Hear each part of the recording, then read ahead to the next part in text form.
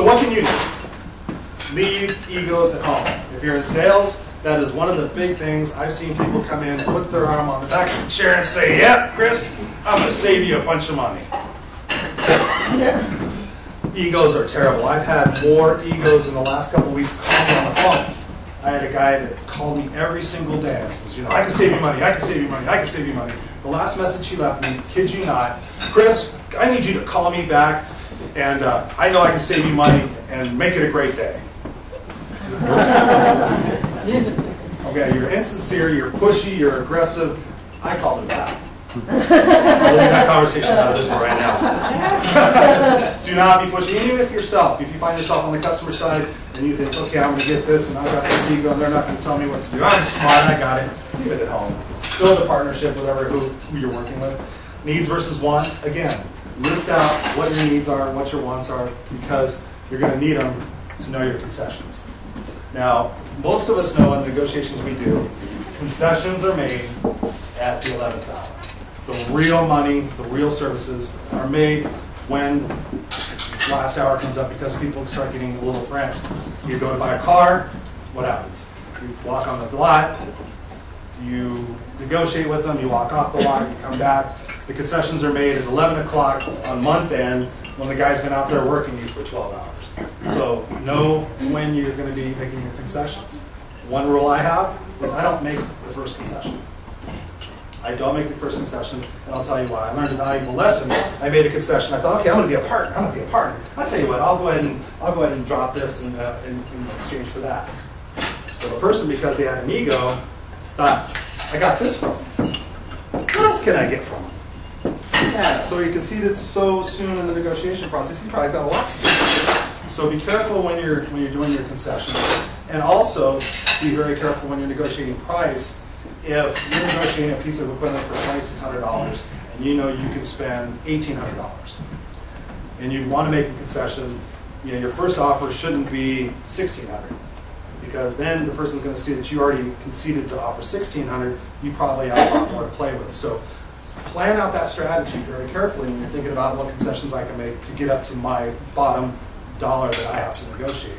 And that way, you start off with $1,250. Okay, I can do $1,300. That's stretching out. Pull it out of this account. You know what? I talked to my boss. $1,400. We're going to cancel this other lease. Wait and do your concessions in that planned strategic mode, and that way it will set up you for success later on. Research. Obviously, do your research. We live in a technological age this time. Google. There's so much information on the internet. I can't even kid you. There's the networking information you have in here. Do your research about the equipment you want, the processes you're trying to solve, the services you want, and also know the pressures that people are going under. I know that personally the sales people are under pressure at month end, quarter end, year end. I know a lot of companies are under pressure right now to write deals. Not necessarily make a lot of money on them, but to write deals, keep the equipment moving out. And that's how I've successfully negotiated the high volume print equipment in my print center. Our lease isn't up until for another year, but I know that if you're looking to buy something, you're looking to increase your productivity, now is the time, because they have to write those deals. They lowered my monthly lease payment, we increased our productivity, we got new machines, and we also got some value-added services out of that. And also I didn't take the person to the bank. We did the same thing with our mail center equipment.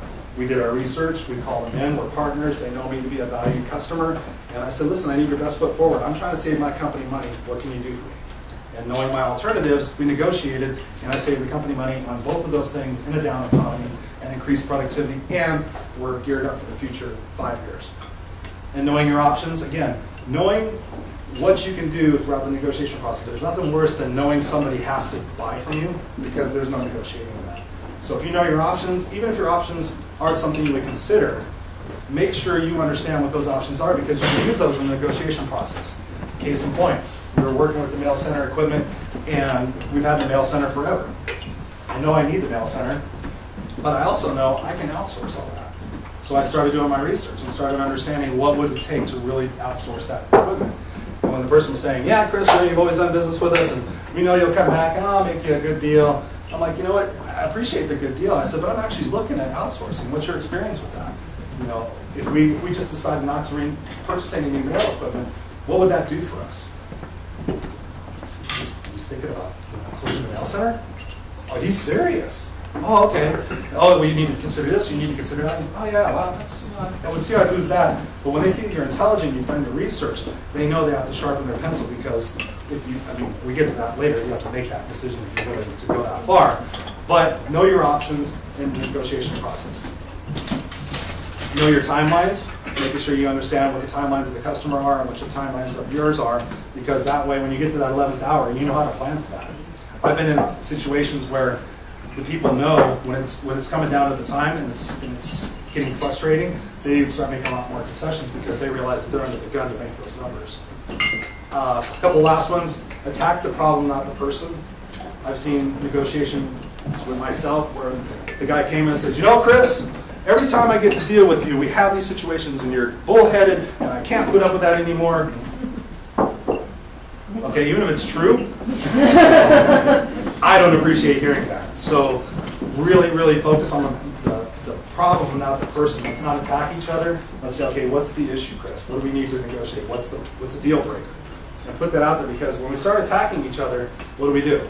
We get defensive. Our immediate defenses go up and say, okay, wow, this person's attacking me. He's calling me this, he's calling me that. That's not a positive negotiation process. And obviously focus on the future and not the past. You've had a bad dealing with a vendor or a bad dealing with a customer, don't walk in there and say, you know what, I know last time was bad, and I know I kind of screwed you around, and I know, the company wasn't good for you, but we've changed. Don't focus on that because half the time people are they're gonna go, but that might bring up old feelings again. Focus, hey, you know what, here's what I can do for you today.